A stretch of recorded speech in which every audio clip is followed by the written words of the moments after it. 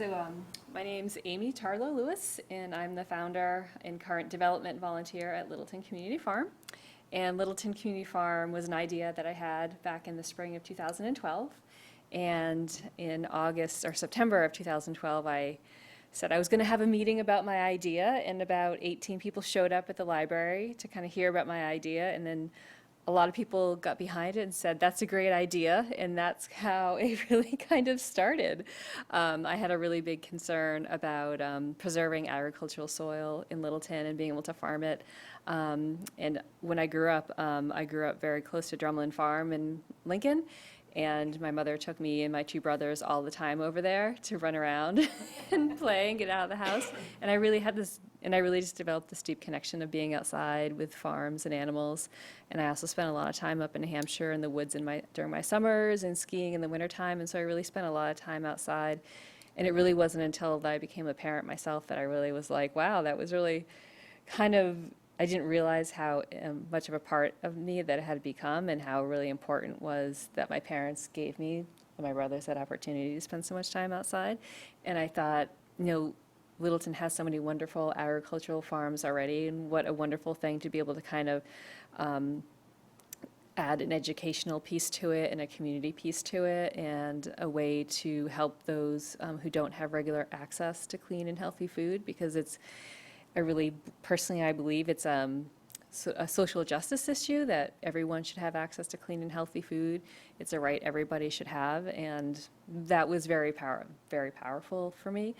One of the underlying currents of why I started Littleton Community Farm. And so our goals are to fight hunger, build community, and support agriculture. And let's see. So we are 2.3 acres of land over at New England Forestry Foundation.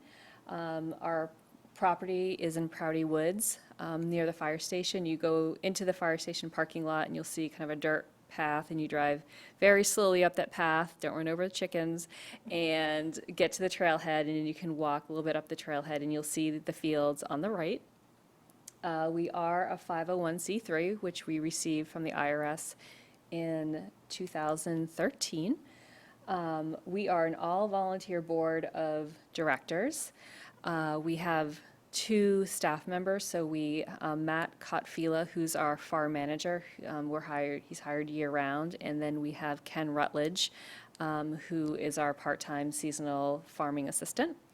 And Matt has been doing a lot of farming at different farms in the area, and he's sort of really learned how to farm just through being on farms and working on farms over the years. And Ken has an undergraduate degree in sustainable agriculture from the University of Maine. It is the idea that the board manages and the oversight of the organization, the governance and the fundraising, but it's really up to the farmer and the farming assistant to manage the day-to-day production and make all those decisions. We are best organic practices. We do not have our organic certification. That getting your organic certification is actually a really big deal. You need to be keeping records for a number of years, and there's very particular things that you need to do. There's also a lot of administration that you have to do through the farming season to keep your certification, and it's a lot of extra work. And so we just don't have the staff and board capacity to kind of maintain what they're looking for. And it also costs money to be able to do this. And we're just not sure if it's really of value to kind of receive it, because we farm out in the open, and everyone is welcome to come at any time and see what we're doing and talk to us at any time. So we just haven't pursued it at this time. And we grow vegetables and herbs. You can purchase a CSA for yourself. You can purchase a CSA and donate it to a family in need. And we also do bulk food donations as well. Yes. Oh, a community-supported agriculture. So essentially, before the farming season starts, you purchase your CSA. And the purchase ahead of the season helps us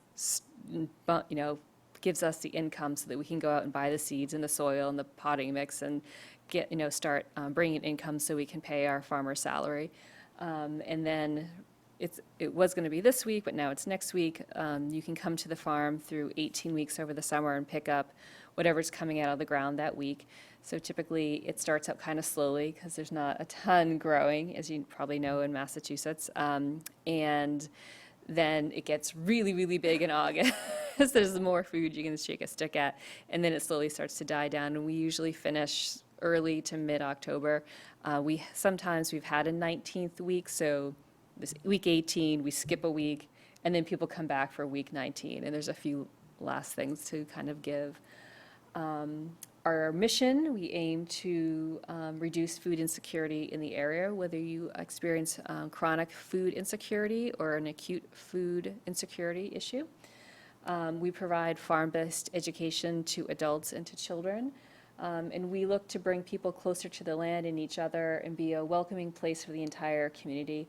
And we also want to be supporting local agriculture as well in all of its forms. So, let's see, the next slide is, okay. So we have really 4 programs that we run: food donation, education, we manage volunteers, and we have a work share program. So I already spoke a little bit about the food donation, but we partner with area food banks and food pantries. So a lot of our food goes to Loaves and Fishes, which is a food pantry, and we bring things there weekly. We've already made a donation of about 30 pounds of broccoli and kale that have come up early. And we donated extra plants that were not bought at the seedling sale to Loaves and Fishes to give to their clients so they can grow food in their house, which is part of food independence, right? We also have a relationship with Boston area food Gleaners. So they're a nonprofit organization. I believe I think they're run out of Waltham, and they come on a regular basis more towards the middle to the end of the season, and they glean our fields for us. So typically, as we all know, kale and zucchini can just grow like weeds, and we just can't use it all. And so instead of giving it all to Loaves and Fishes, we give some to Loaves and Fishes, and then the Boston area food Gleaners comes in, their volunteers who are incredibly dedicated come, glean the fields, and bring it into Boston. And from there, it's distributed out to 34 food agencies and food banks, so we're able to get food into the urban inner cities as well. We also donate to the Lowell Merrimack Valley Food Bank as well, and they are a true food bank. There's 4 in Massachusetts. There's Lowell, there's Boston, there's Worcester, and there must be another one maybe further out Western Mass. I'm not sure where it is exactly, but and they buy food from the USDA. They get food donated from farms. They have restaurants come and give their extra food that they can't use but is not unspoiled. Stores like Trader Joe's will give their leftovers. So semi-trucks will show up at supermarkets. They'll have a whole truck full of lettuce. They'll open 1 or 2 boxes, and if they feel like the lettuce isn't to their standards, they will reject the entire semi-truck and reroute it over to the food bank. So they get their food from a variety of different sources. And we also donate CSAs to those in need. So we partner closely with Elder Human Services, and we ask them to identify families who are in need of food support. And we budget for a specific number of large CSA sizes, which would support a family, and then small CSAs, which might support an individual or 2 people. And Elder Human Services makes the match. So we look for the donors to purchase the CSAs, and Elder Human Services makes the match. And that's how we do that. And we also have been recently driving CSAs to isolated residents who might have mobility issues, who can't leave the home for whatever reason, because we were finding that there were people who were in need, but they couldn't get to the farm or make the drive or make the walk up to the barn. It is a farm, it is out in the woods, it's in gravel, and it's not always easy for everybody to get there. So we have volunteers who do that driving.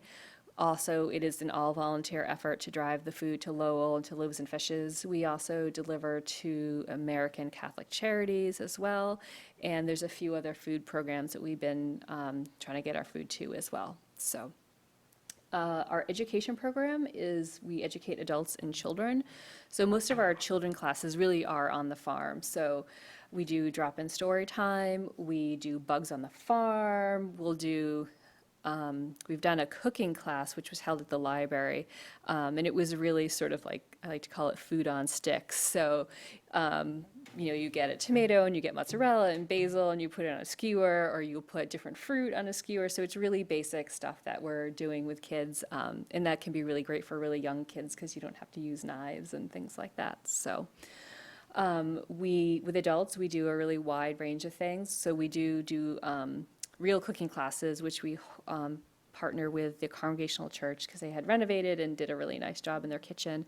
They have some wonderful cooking surfaces and equipment to cook with.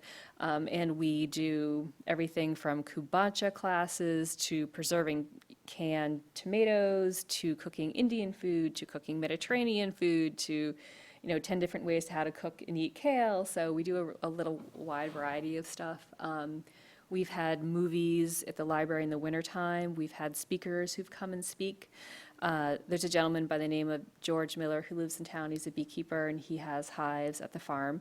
And he will typically do a hive opening or some sort of, learn how to do beekeeping, which he'll have at the barn at the farm.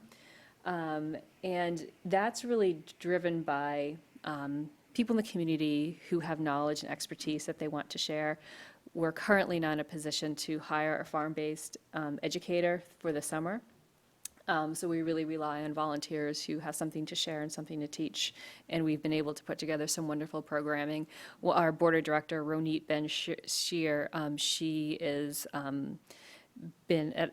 always worked in higher level education at the college level and has done consulting, and she has really been able to pull together some wonderful volunteers and teach things herself. Her and her husband are from Israel, and they teach some really great Mediterranean cooking classes, so I think they're wonderful. You should go. We have a woman in town who knows all about sort of foraging for food, so mushrooms and different plants that you can eat and tinctures and teas you can make. That's another really popular class that we have. And right now, all of our education programs are free and accessible to the public. We don't charge, although we have started to try to make our education program more sustainable and work towards the goal of maybe one day having a part-time seasonal farm-based educator. We ask for a donation for the class. So that's a way of us helping to raise money to also pay for the class, because it does cost money for the materials. People volunteer their teaching time, but it helps us cover like all the food or crayons or little things that we need to buy for kids as well. So we also have a volunteer program, and so obviously our volunteers are involved in the food donation and the education. We welcome volunteers on the farm as well to do actual farming itself. We welcome all ages and abilities. We have kids, we have retired folks, we have people, who are in their 40s who work full-time, who come and help out when they can. Again, we have on and off-farm jobs, so all of our board of directors are sort of doing off-farm things, and then we have people who do more on-farm things. We do a high school community service opportunities as well for high school students that are looking to complete their volunteer hours. We have Girl and Boy Scouts, corporate groups and religious groups that come and do volunteer days. So having corporate groups come to our farm is part of what we do, and we welcome them as well. And we've had Boy Scouts and Girl Scouts. We now have Park and Rec coming as part of their sort of after-school programs as well, and they're hanging out with Matt, and they're doing a little weeding and learning about the plants a little bit, and finding bugs on the farm and talking about it. So, and Camp to Tatawaan usually comes as well as part of their service project, which is on Friday as part of their camp program. We also have what we call a work share.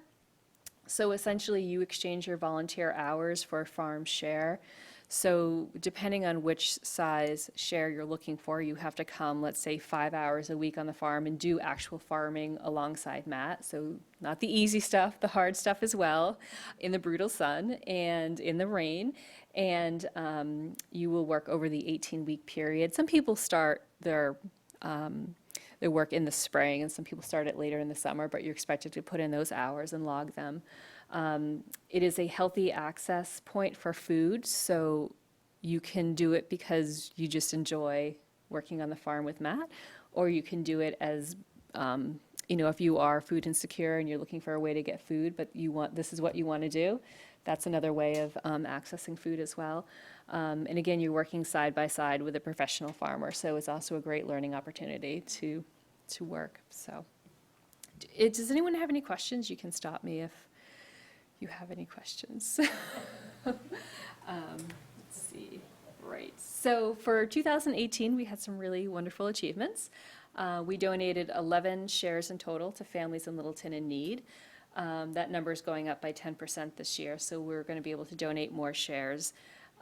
We donated a total of 6,000 pounds of food in total to the different drop points. 4,000 of it to date over the past 4 years of farming has been exclusively to Loaves and Fishes. We partnered with 5 food banks and food pantries. We ran 22 educational classes. And I didn't talk about this, but we have a seed library that's hosted in the Reuben Hoare Library. They're a great partner of ours, and essentially you can go and you can pick out seeds that are easy to grow, easy to save, and return them at the end of the year. So for example, beans are really easy to grow and easy to save. So you get your free seed packet, you grow the beans, you save them at the end of the season, you dry them out, and then you bring them back. So it becomes like a closed cycle, because so it is a free source of food. But there's also sort of like a underground sort of political movement behind it, which is essentially there are seed companies that grow what we call terminator seeds. So you plant them, you grow them once, and then you have to go back and buy them again. So if you're food insecure, you have limited income, and you want to grow your own food, it becomes hard to do that. But looking at a global scale, if you look at Africa, they're buying huge amounts of seeds to try to grow food for very impoverished people, and every year they have to go back and buy their seeds. So it's a slow sort of advocating for seed independence and food independence. Last year we had a total of 14 work traders who worked on the farm. We recorded 14,000 hours of volunteer time, but that number is actually not right. It's actually much higher than that, but we're going to be better this year about pushing our volunteers to log into our website and record their volunteer time on time. And we had 4 volunteer and fundraising events on the farm. So doing engagement events and fundraising events are also part of what we do. And last year we had 1.5 acres in production. Let's see, so this is our financial overview. So we had $54,000 of expenses. We are very much a small farm. We don't have big expenses, but they are big to us. We had income of $72,000, but the difference is, because it makes it look like we ended the season with a lot of extra money, the difference is because we got a wonderful grant from Middlesex Community Bank, who gave us a $20,000 grant to put in a very much needed irrigation system. We are farming on a hill, which means when everyone else is really dry, we kind of continue to stay wet because all the water is running down. The challenge is when our fields are wet, they are very wet in the spring, especially the bottom of it, but it's going to also help us better just control and irrigate when we need it. So our programs cost us $44,000. We brought in $17,000 of individual giving and $10,000 in corporate and foundational giving. And we are looking very much to be increasing those numbers this year and in the future. One of the goals of this year is to become more financially sustainable, because to date we really are not. One of the reasons why we've been able to get as far as we had is our first year farming. We had a farmer named Sarah, and we were only able to afford to pay her for part of the year. That's all we could afford. And then the second year we paid another farmer, Andal, for also again part of the year, but it just became really clear that what was required to run the farm from a production perspective, we really needed someone year-round to be doing things, everything from ordering the seeds to crop planting in the wintertime, and starting seedlings even as early as February. And but so now, then we had a woman, Christine Nordhaus, who was on the board and was an employee. She kind of stood up and said, well, I'll be your farmer and farm, and I will work full-time. She put in tremendous amount of passion and effort and time, well beyond what we paid her. She was paid absolutely minimum agricultural rates that we could legally get away with. And that's what she wanted to do, and it was absolutely a gift, so it got us 2 more years. But you can't keep, this is not a sustainable way to run the farm, right? Because it's just too much. So this is our first year having Matt, who will be paid a competitive, fair salary for the year. Though, however, we are still fundraising to help cover the cost of his salary. And there's also going to be a reason why we've increased our CSA sales to help cover the cost of that. So it's part of the sort of the growing up of the organization. We've been very grassroots, and people have, through their passion and their commitment to the mission, have just given us everything, but it's not a sustainable way to run the farm into the future. So yeah, that's a big goal for us. Let's see, next. So looking forward into 2019, so growing board capacity. Currently our terms are 3 years on the board, but we're looking to shift that down to 2. We, again, are looking to increase our financial sustainability on the farm. We are looking to acquire some new equipment, so a disc harrow and a cultivator. We did get a donation from somebody for $500, so we think we're going to be able to buy one of the pieces of equipment used for around $500. So we're hoping that should happen this year. And again, we're looking to increase our CSA shares by 10%. Donation shares rather, so instead of 11 as we had last year, this year we'll have 14. And we're also looking to increase our bulk food donation by 500 pounds to supply area food banks and food agencies. So, and then this is a picture here. So Matt is on the left, and I believe it's Mark Saucier and his son who built the shed that's behind them. So his son is and needed an Eagle Scout project. So Rotary paid for the supplies, and the father and son, built the shed together, and it stores a lot of our equipment, heavier equipment, sort of in the middle of the field, because one of the areas, as the farm sort of grows up, we become smarter and more efficient about how to farm, and so we were wasting a lot of time walking back and forth between the barn, getting the equipment and bringing it back.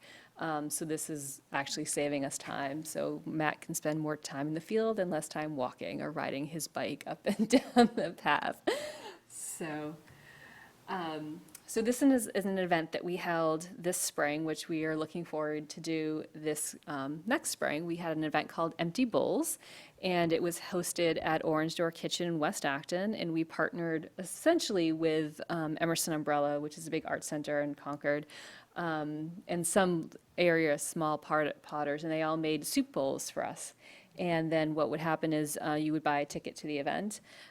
You would be able to pick out a soup bowl of your choice, and we had area restaurants donate the soup. So Orange Door Kitchen made a wonderful vegan black bean soup. Red Raven donated their awesome tomato bisque soup. Tavern on their Square did their clam chowder, and then Aviva in Westford did a kale white bean sausage soup for us. And it was really wonderful. So you came, and then we had Senator Eldridge who came and gave a few words, and then we also had Patty Stearns from Loaves and Fishes come and do a presentation about the work that they do, and some of the breakdowns of the demographics that are served, people that are served through them. So we plan to do it next year, and it's going to be awesome, so you should come. And yeah, so we are powered by community, and if you have any questions, I would be happy to answer them. Well, where's that held, the soup thing? Where's it held? It's at a place called Orange Door Kitchen in West Acton. Oh. It's really a unique place. So they're meeting what considered one of the aspects of the Massachusetts food plan. So right now there is not a lot of commercial space for independent food artisans to go and make their food and package it, and then they can go and sell it. So for example, if you made I don't know, like specialty brownies, right? And you're doing it out of your home, but now your business has grown so big, you need to move out. There's not a lot of places where you can go and rent the space for the day and do that in a certified commercial kitchen. So Orange Door Kitchen has that commercial kitchen space that you can rent and do. They also run cooking events at their restaurant. Well, it's not really a restaurant, their space. So they have, and this is my personal favorite, they do a mixology class usually once a month, which is really great. I highly recommend it. But they also do other types of cooking classes as well.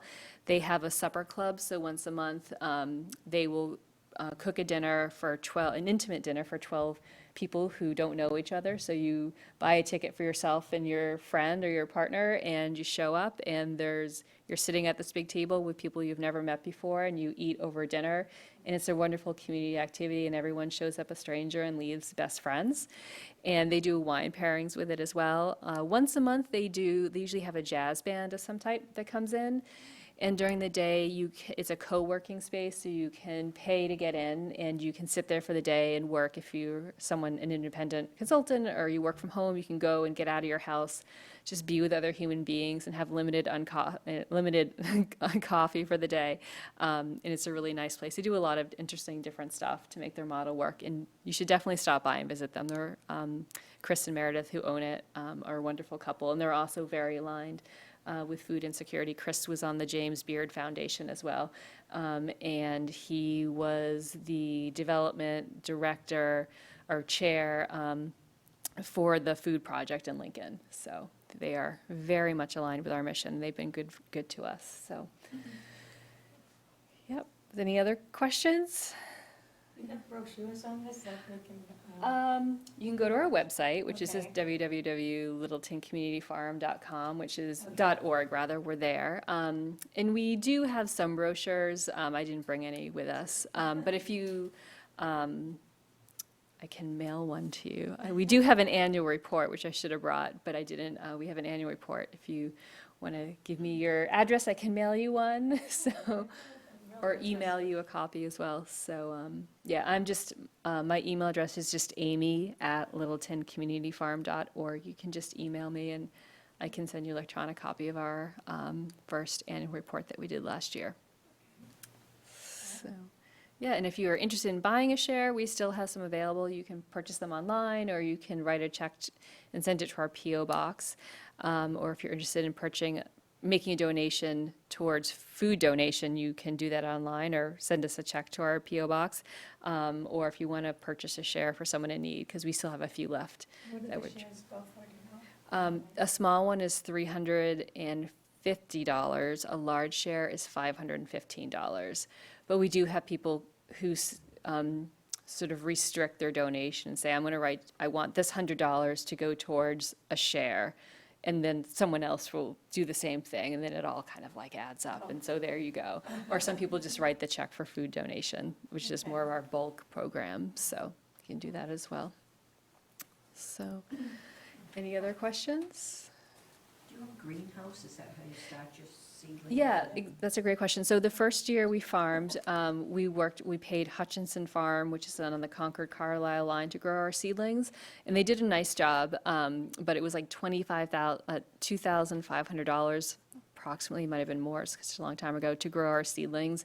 And it's really money we really just didn't have to give.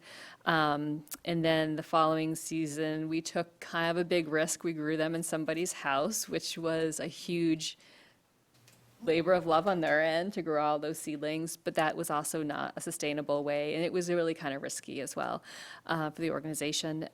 So we applied for a high tunnel through the state, and we were awarded a high tunnel. It was really based on if you're mitigating erosion issues or protecting biodiversity, they had all this criteria that we were able to meet. And what happened was they said, okay, you're approved for the high tunnel. However, you need to front the money for the high tunnel, which is part of their program. We knew that. But the high tunnels are like $10,000, $12,000, which again was money we did not have. So the deal was they approved the high tunnel. We ran to the bank. We took out a loan, which is risky for a small nonprofit such as ours. We bought the high tunnel. It was all volunteers that came and built the high tunnel. We had some farmers come from Lexington Community Farm and Medway Community Farm come and help us because, I mean, essentially it's a big jigsaw puzzle, but it's a big jigsaw puzzle that we have never done before. And they came and they helped us. We built it really quickly, and then the state came out and they looked at it and said, yes, you built it the correct way. They gave us a check. We ran to the bank and we paid off our loan, which we got it all done in like 3 or 4 months. So the interest was like nothing. So that's how we made that happen. Also on the farm, do you have like a soil testing? Yes. area that you check to make sure the soil is? Yeah, so we do our soil tests with UMass Extension. So we dig the holes, we dry out the soil, and we send it in to them for the report. So it takes a long time to change soil. But we've been doing that and monitoring that. And we use, like ground up fish, and we make our own compost, and we use other amendments, organic amendments, to try to improve our soil. So You mentioned at the beginning that somebody had soil that was bad soil or something. Lexington? oh yeah, that was Lexington Community Farm. They had, because the land that we, How would it get bad? Like, I mean, I'm gonna be very honest. I'd never worked in nonprofits, and I can't keep a plant alive at all. Even if it's sitting on my kitchen windowsill, my husband's like, you're right in front of it all day long. You couldn't have watered it. I'm like, I know, but my kids are alive. They're great. So, yeah, it's certainly not my area of expertise, but it was owned by a commercial farm that was using more conventional methods of farming. And so then they were trying to switch the soil from being, having a lot of herbicides and pesticides being used to being organic. And there was just like, the soil wasn't good, there was like fungus in it, or this or that, and so they couldn't grow on it. 'cause I used to have a garden when I had a house in Rebecca. And, Yeah. At first it was very great, but Yeah. like, I grew zucchinis. I didn't know you're supposed to pick them when they were little. They'd Yeah. be like baseball bats. But I would get a bug in the root, not the root, but where it comes out of the ground mostly. Yeah, And it would kill the whole plant. And yeah. I I didn't don't know know. what to do with that. I don't know. You can always walk up to the farm and ask Farmer Matt. He might know. So, but this is not my area of knowledge at all. So, I've really developed an area of, leadership and fundraising and organization and getting all the cats organized, making sense of it all. That's where my expertise is. So, So if we want to get involved in the volunteering and stuff, Yeah. then we contact you? yeah, you can email me at amy@littletoncommunityfarm.org, or you can just email the info address, and then one of our board of directors gets it. And Osa, who's one of our board of directors, she is managing the volunteers and kind of plug people in where they want to be. So I know we need people for driving the food to the area food banks, and you can do it once. You can do it every week. It's really whatever is up to you. We also sometimes need help for the CSA distribution in the morning. So harvesting, you can do that piece of it, but we also need people at the barn in the shade, so that's more attractive to some people, washing and preparing all the vegetables for the CSA pickup as well, or storing things like carrying bins into our cooler. We're at a cooler that was built recently as well. That's an area, and just like checking people's names off when they come to the CSA, that they've come and they've picked up their things. So there are sort of some small ways. We also have had in the past people who have come in the morning, gotten whatever's come out of the field, and they go home and they prepare something to share with the CSA members. So, they get all the kale and they go back and they make a kale salad and they bring the salad back, and then everyone can try it and get the recipe. And it's just sort of like an engagement opportunity, but it has an educational piece too. So we're always looking for people who might want to cook up a snack for the afternoon. That's a great way of helping. Of course, being on the board it's a commitment, but it is an exciting and wonderful opportunity to really push a great organization forward. So we have monthly meetings once a month, and usually you sit on some sort of committee that may or may not meet on a monthly basis, depending on what it is. So, yeah. Any other questions? What do you do if you don't use pesticides when you have like infestation by aphids or something Yeah, like so that? that's a great, I wish Matt was here, he could answer that question better than I can, but, so we do, and I'm gonna preface this very carefully, we do use organic herbicides and pesticides. We don't use chemical petroleum-based ones, so there are approved herbicides and pesticides that meet certified organic standards that we use. We also do things like bug crushing, so they go around and they just pick up all the bugs and just crush them in their hands.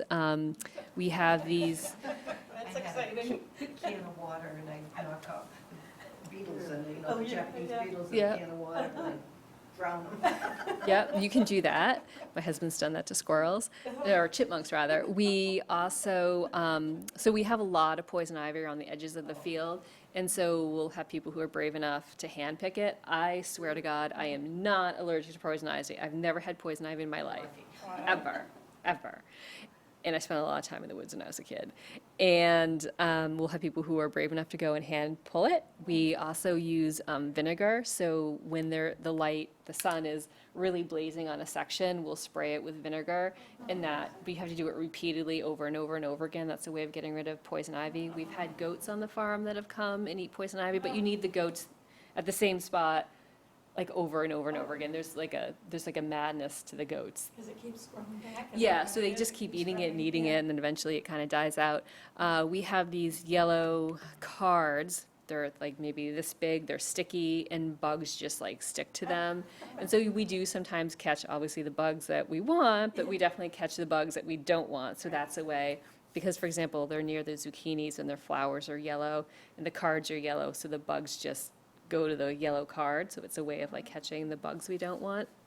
We have used not ivory soap, I forget the name of the brand. It's a really strong smelling soap that we use. We put it out and it kind of deters some of the animals. We use have a heart traps to try to catch some of the more rodents.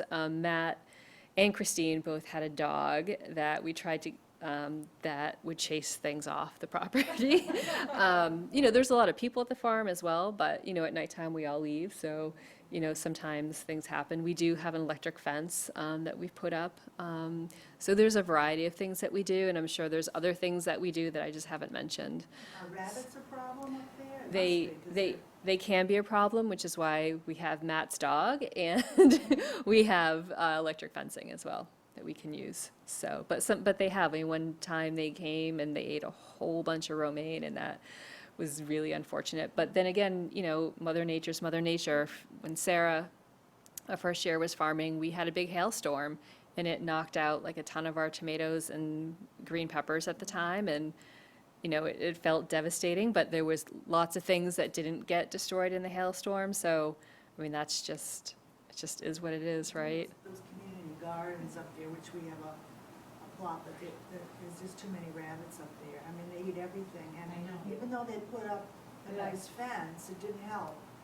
I mean, there's tons of rabbits in there, and so Yeah. everybody's gardens get chewed to death. So we're just planting tomatoes or something. I mean, you go through all that work and then you can't control the rabbits. Yeah, I Yeah. mean, it's maddening, really. Or the squirrels, sometimes they'll come and eat one piece out of your tomato Yeah. and leave the Yeah. rest. It's- yeah. So, but the idea is to try to find a way to live in harmony, I guess. Well, they So- need more coyotes is Yeah, what they need. I know. But, we are farming next to the woods, and there's a lot of animals in the woods, and we are farming, on the other side of the hill is Long Lake, and it's a water source that attracts a lot of animals. It's just kind of the way it is. I mean, I guess in some ways it's easier for us because we have such a limited space. We're not farming, 10, 20, 50 acres of land, so You don't get because bear we're sort of a fear. micro farm, you could sort of say, the game is a little bit different for us than if you were really, you're farming like huge quantities of Well, there's space. been a bear around. You don't get the bear up there. The bear has never come to my knowledge. He's been up in our area. And Oh, really? my neighbor just said he took his bird feeder. Down. $100 bird feeder, even was a squirrel proof, and it took it. Check it out, yeah. And I know people, my husband's a beekeeper. Last summer we had 6 hives, right now we have 4. And he's always worried about the bear coming and like smashing them, but we live more on the West Acton side of town, and the bear, to my knowledge, has not made its way down in our area, but I know people who live more on the Groton side, and they've had their hives totally taken out by a bear, so, which really kind of stinks, because Yeah. all the, all that bee boxes and the hives can get really expensive. And if you lose all your bees, Right. that's it. So you gotta start again. So, yeah. Any other questions? Oh, this is great. Yeah. We hope you come to an event. We hope you come walk by our farm, say hi to Matt, buy a share, donate a share. Absolutely. Are you represented at third Thursdays? Yes, we did the last third Thursday. We're going to do this third Thursday. I don't know if we're going to do all of them. It's a lot of pressure on our board members to be at every single community event over the summer because there's so many of them. Plus then there's the fall fair in September, and then we have the holiday bazaar. So we try to, be at events, but not be at so many that our board of directors get really burned out. We try to, be reasonable about it. So wonderful. Thank you. That was Thank you great. very much. You're welcome. Thanks so much. Okay.